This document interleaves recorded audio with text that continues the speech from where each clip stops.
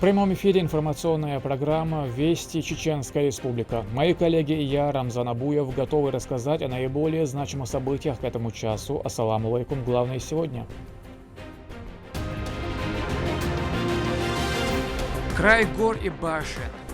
Мы все маршруты восстанавливаем и стараемся делать так, чтобы привлечь, развивать и внутренний туризм, и плюс и внешний. О культуре и традициях, прошлом и настоящем, о достижениях и достопримечательностях республики расскажем в этом выпуске.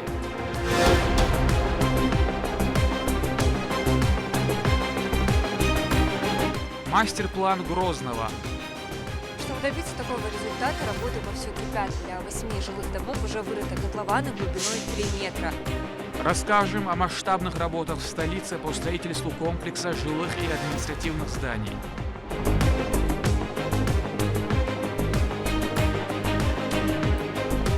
Имена вписаны в летопись народа.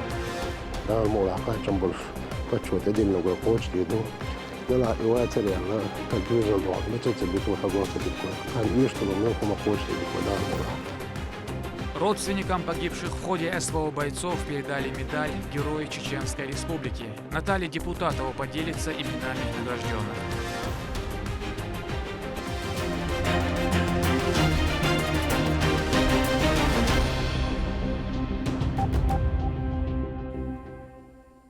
Сегодня наша страна отмечает один из важнейших праздников – День Конституции. Рамзан Кадыров по случаю 30-летия поздравил граждан и отметил в своем телеграм-канале, что основной закон страны является гарантом реализации гражданами России своих прав и свобод. Каждый год 12 декабря отмечают День главного нормативно-правового акта.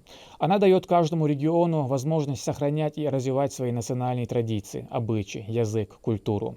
Чеченская республика в полной мере пользуется данными правами. Первый президент Ахмад Хаджи Кадыров сделал все возможное, чтобы чеченский народ имел все права, которыми наделены россияне. Прообразом современной конституции является свод основных государственных законов Российской империи, принятый в 1906 году Николаем II. Восхитительная природа Аргунского ущелья, древние Ушкалойские башни, некрополь Цой-Педе, город стражников Хой, зрелищные Николаевские водопады посреди лес. Чеченская республика – яркие, аутентичные, сочетающие в себе традиции, берущие свое начало из глубины веков и современные мировые тенденции. Она покорила сердца многих. О достопримечательностях и истории расскажет Мадина Кураева. Загадочный и манящий, таящий в себе много тайн, высокогорный Галанчош принимает с радушием каждого гостя. Больше 70 лет сюда не ступала нога человека, но в 2018 году руководством региона было принято решение о восстановлении прекрасной местности. По завершению работ колыбель нахской цивилизации станет центром притяжения для туристов и инвесторов. Потенциал для этого очень богат. Район является неиссякаемым источником всевозможных ресурсов.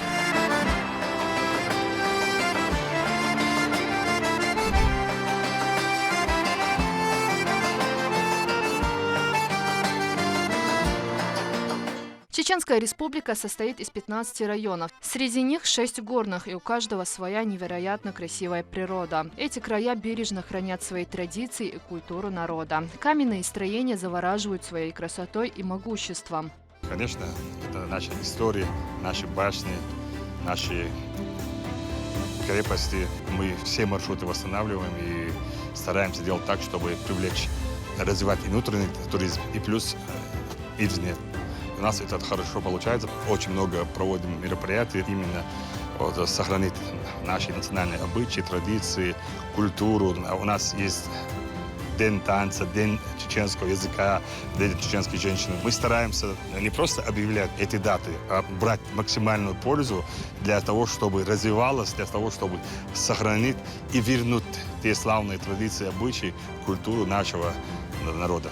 Памятники, которые моментально уносят в историю предков. Хой располагается в Веденском муниципалитете. Город Стражников воссоздали в первозданном виде. Неподалеку от селения находится кристально чистое озеро Кизиной Ам, окруженное величественными горами. Для жителей и гостей республики возведены уникальные базы отдыха.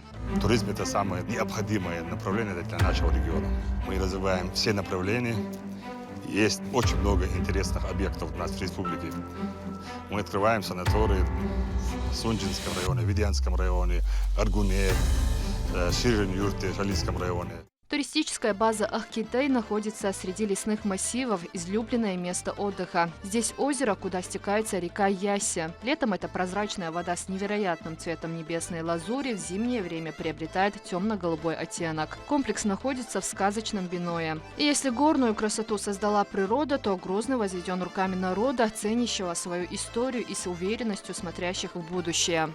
Столица республики поражает своей красотой и архитектурными ансамблями. Когда-то полностью стертая с лица земли, последнее 20-летие благодаря мудрой политике первого президента Ахмата Хаджи Кадырова и усилиями нынешнего руководства она превратилась в один из самых прекрасных городов страны.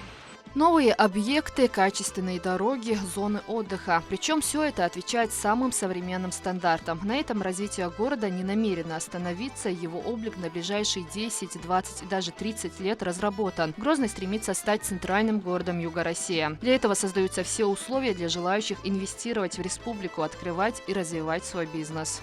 Также иностранные инвесторы открыли в Чеченской республике по инициативе главы фонд имени шейха Зайда, который на регулярной основе выдает займы малому и среднему бизнесу.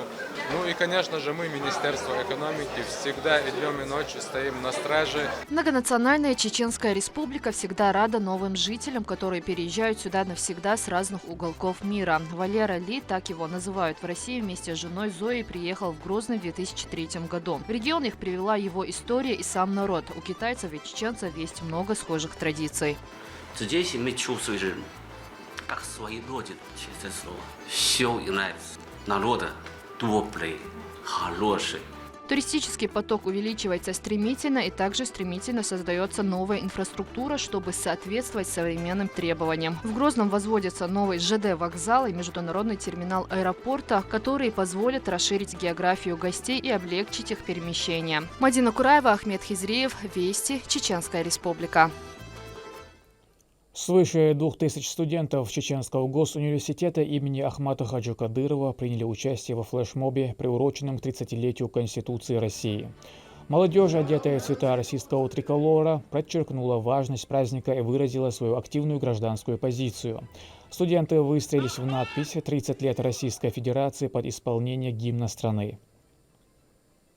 Сегодня мы все наблюдаем, как благодаря пути Ахмата Хаджи Кадырова, который по сей день продолжает его сын, глава нашей республики Рамзан Ахматович Кадыров, наша республика развивается, становится с каждым днем все лучше, и мы все общими стараниями будем этот путь продолжать. Грозный с каждым годом преображается. Для развития комфортной городской среды принимаются титанические меры. Начатые грандиозные проекты впечатляют. Самая масштабная стройка развернулась на территории около 200 гектаров. Это на месте будущего продолжения проспекта Владимира Путина. Специалисты на стадии завершения разработки котлованов для домов. Активно возводится правительственный комплекс. Медина Мударова продолжит. Еще один масштабный проект продолжения проспекта Путина. Его возведение изменит облик не только центра, но и всей столицы Чеченской республики. Он будет продлен от памятника Дружбы народов до улицы Коперника. Общая протяженность составит около 2 километров. На территории в 2 миллиона квадратных метров будут располагаться 142 так называемых дубайских дома в 9, 10 и 30 этажей. Чтобы добиться такого результата, работы вовсю кипят. Для 8 жилых домов уже вырыты котлованы глубиной 3 метра. Идут работы по установке фундаментных плиты, активными темпами идет и армирование. Среди объектов будут также и садики, школы, мечеть. Как и полагается, в каждом дворе предусмотрены парковки, детские площадки. Все сдадут в наилучшем виде. Предстоит многое. Монолитные работы мы планируем вот на эти дома где-то завершить. Где-то плюс-минус по графику работ у нас где-то 6-7 месяцев. Эти дома мы планируем в 2025 году, где-то до конца года. Есть 30-этажки, которые у нас уже к 2026 году будут готовы.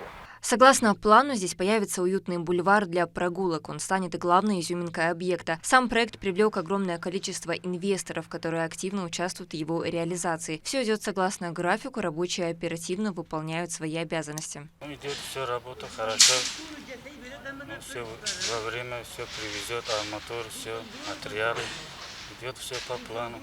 Также активными темпами идет возведение правительственного комплекса. Объект состоит из 3 блоков. В центральном 13 надземных этажей, один из которых будет в виде зимнего сада. Остальные 2 из 9 этажей. По бокам возведут традиционные чеченские башни. В целом архитектура выдержана в войнавском стиле. В данный момент подушка заготовки. Что я им каркаша? Его шаим мою установить на бетона. Стоит отметить, что строительство каждого объекта контролирует лично глава Чеченской Республики Рамзан Кадыров, регулярно проводя инспекции. В регионе реализуется множество интересных проектов, которые сделают столицу еще краше. Для достижения поставленных целей есть все возможности. Остальное дело времени. Медина Мутарова, Магомед Басаев, Сейдамин Даутмирзаев, Вести, Чеченская Республика. Глава администрации Урус-Мартановского муниципалитета передал семье Абдулкерима Чупалаева медаль Героя Чеченской Республики. Это высшее звание присваивается главой субъекта за выдающиеся заслуги перед регионом и ее народом, связанные с совершением геройского подвига. Абдулкерим с самого начала СВО в числе первых добровольцев в зоне СВО принимал участие в нейтрализации неонацистов. Наталья Депутатова с подробностями.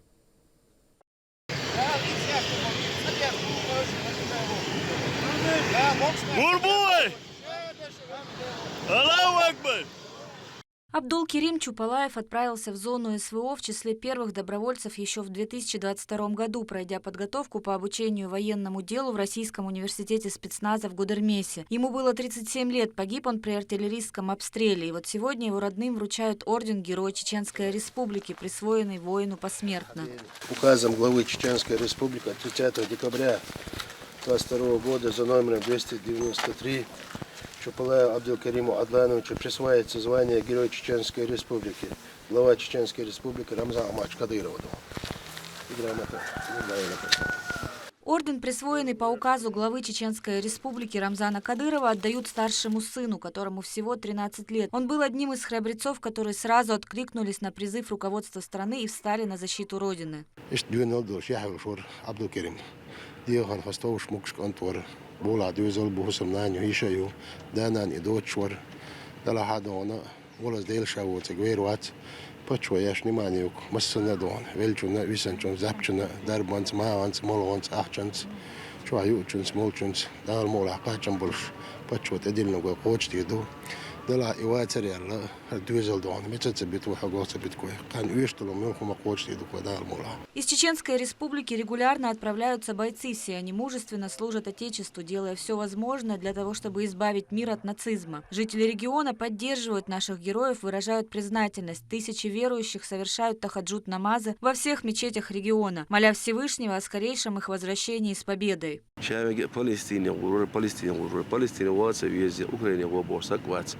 أجر اللغة بعد معتانا تاجد لامزي مرزقي دوعدي أش ودوعدي أشتغلش والله إذا أنا قادر يمتنا ويقاتل وش مدويس خذ ميال غوليت الحين بجيش. Абдулкерим родился и вырос в селении Алхазурово в обычной семье. Он рано остался без родителей, жил с женой и сестрой в родительском доме. У него осталось 6 детей, младшей дочери, из которых всего 5 лет. Отправляясь в зону СВО, он даже не стал говорить им о том, куда едет. Сообщение о гибели родного человека застигло врасплох.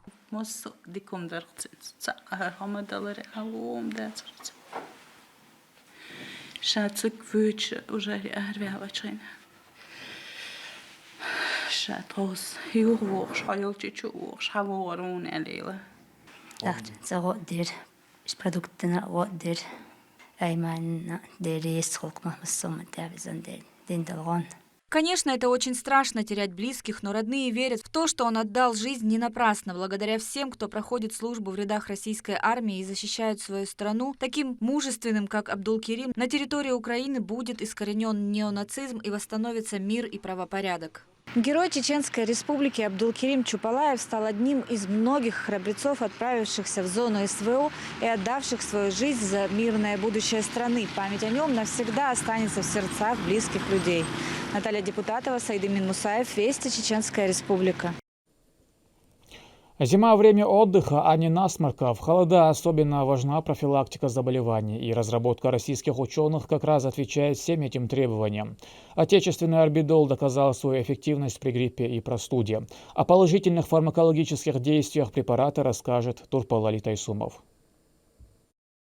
Во многих регионах России фиксируют рост заболеваемости сезонными ОРВИ. Специалисты говорят, что показатели продолжат расти. Важно при первых симптомах и после контактов с заболевшими как можно быстрее начать прием противовирусных препаратов прямого действия, желательно широкого спектра активности и с хорошей переносимостью. Таким является орбидол. Орбидол разработан отечественными учеными, однако интерес к нему в мире громаден. Множество исследований проведено в России, Китае, Западной Европе, Соединенных Штатах Америки.